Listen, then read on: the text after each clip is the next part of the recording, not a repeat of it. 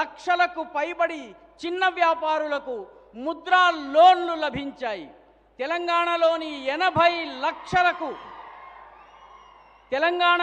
80 లక్షలకు పైబడిన వ్యక్తులకు ఆయుష్మాన్ భారత్ పథకంలో అంతర్భాగంగా ఆరోగ్య బీమా లభించింది. ఇక్కడ ఉన్నటువంటి కష్టించి పనిచేసే మాదిగ సముదాయాన్ని బలోపేతం చేసేందుకు కూడా మేము ప్రయత్నం చేస్తున్నాము. ఈ ప్రయత్నాలు కొనసాగి తీరుతాయి. ఇది కూడా మోదీ గారు ఇస్తున్నటువంటి గ్యారంటీ.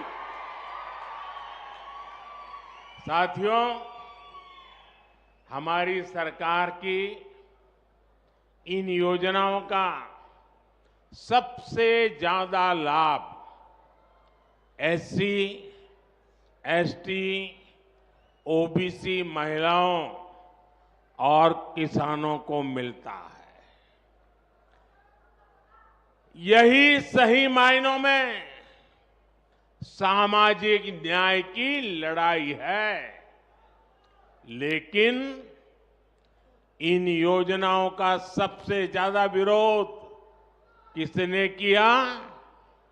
इसका विरोध ये कांग्रेस और बीआरएस जैसे भ्रष्टाचारी और परिवारवादी लोग हैं, जो सामाजिक न्याय के नाम पर राजनैतिक रोटियां सेकते हैं। आप मुझे बताइए, जिन लोगों ने एससी, एसटी, ओबीसी के लोगों को हमेशा अपमानित किया है, क्या वो लोग इस समाज का भला होते देखना चाहेंगे क्या? ये वो लोग हैं जिन्होंने कभी बाबा साहब को चुनाव हराने के भरसक प्रयास किए थे। इन्होंने एसटी समाज से आने वाली द्रौपदी मुर्मू जी को भी राष्ट्रपति चुनाव हराने के लिए पूरी कोशिश की थी। आज आप खुद देख रहे हैं कि कांग्रेस सरकार के डिप्टी सीएम जो एससी समुदाय से हैं, उनको कैसे अपमान किया जा रहा है, उनका कैसे अपमान हो रहा है। तेलंगाना के लोगों ने उन तस्वीरों को देखा है कि कांग्रेस के नेता ऊपर बैठते हैं, लेकिन एससी समुदाय के नेता को जमीन पर बैठाया जाता है। మిత్రులారా, మా ప్రభుత్వం యొక్క పథకాలన్నిటి వల్ల అత్యధికంగా లాభం పొందేటటువంటి వాళ్ళు ఎస్సీలు, ఎస్టీలు, ఓబీసీలు, మహిళలు మరియు రైతులు. వీళ్ళకే అత్యధిక లాభము దొరుకుతూ ఉంటుంది. ఇదే నిజమైనటువంటి సామాజిక న్యాయం యొక్క పోరాటము. కానీ ఈ యోజనలు అత్యధికంగా ఇవి ప్రజలకు అందకుండా అడ్డుకుంటున్నది ఎవరు? ఇది బీఆర్ఎస్ కాంగ్రెస్ యొక్క అవినీతి పాలకులు, కుటుంబ పాలనను ప్రోత్సహించేవాళ్ళు. వాళ్ళు సామాజిక న్యాయం పేరిట రాజకీయ రొట్టెలను కాల్చుకుని తింటున్నారు తప్ప మరేమీ చేయటం లేదు. మీరు నాకు చెప్పండి, ఎస్సీ, ఎస్టీ, ఓబీసీ ప్రజలను నిత్యము అవమానాలకు గురి చేసేవాళ్ళు వాళ్ళు సమాజాన్ని అభివృద్ధి చెందుతూ చూడగలరా? అదేవిధంగా వాళ్ళు పరమపూజ్య బాబాసాహెబ్ అంబేద్కర్ ఎన్నికల్లో ఓడించేందుకు అన్ని రకాలుగా ప్రయత్నించిన వాళ్ళే వీళ్ళే ఎస్టీ సమాజం నుంచి వచ్చినటువంటి ద్రౌపది ముర్ము గారిని రాష్ట్రపతిగా ఎన్నిక కాకుండా ఆపినటువంటి వాళ్ళు వీళ్ళే. మీరే చూశారు ఇటీవలే వీళ్ళు ఉప ముఖ్యమంత్రిని ఎక్కడ కూర్చోబెట్టారు, మిగతా మంత్రులందరూ ఎక్కడ కూర్చున్నారు, ఏ రకంగా ఆయనని అవమానపరిచారు. తెలంగాణ ప్రజలు ఆ ఫోటోలను చూశారు.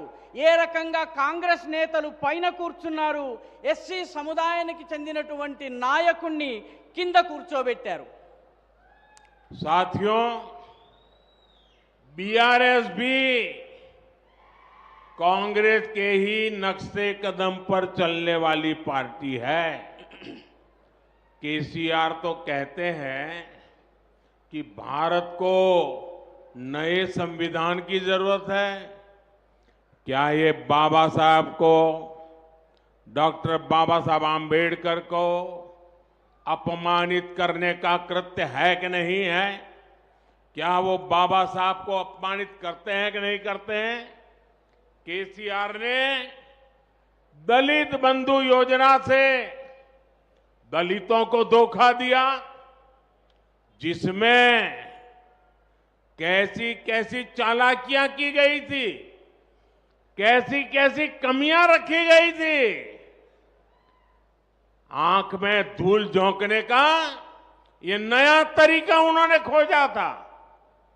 बीआरएस ने वादा किया था कि तेलंगाना का पहला सीएम एससी समुदाय से होगा, लेकिन ये वादा भी पूरा नहीं किया गया।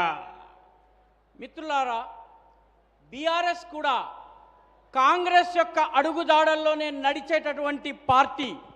కేసీఆర్ భారతదేశపు రాజ్యాంగాన్ని మార్చేయాలని చెప్తున్నారు.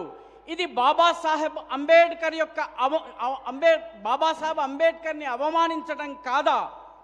కేసీఆర్ దళిత బంధు యోజన ద్వారా దళితులను మోసం చేశారు. ఈ పథకంలో అనేక లోపాలు ఉన్నాయి. దళితుల కళ్ళలో దుమ్ము కొట్టారు.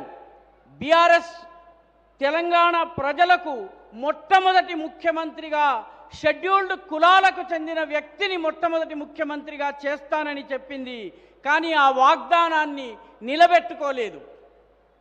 साथियों, परिवारवादी पार्टियों में भ्रष्टाचार की पार्टनरशिप सबसे मजबूत होती है।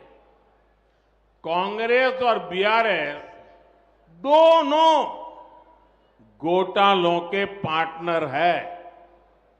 कांग्रेस ने 2G घोटाला किया था, बीआरएस ने पानी में भ्रष्टाचार किया, सिंचाई घोटाला कर दिया।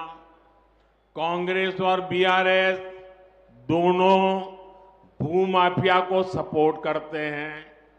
वैसे बीआरएस तो राज्य से बाहर जाकर दूसरे कट्टर भ्रष्टाचारी दलों से भी पार्टनरशिप करके बैठी हुई है।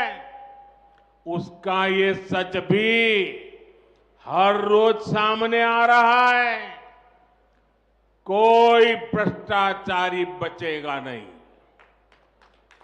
मैं आज तेलंगाना के लोगों को ये वायदा कर रहा हूं, कोई भ्रष्टाचारी बचेगा नहीं।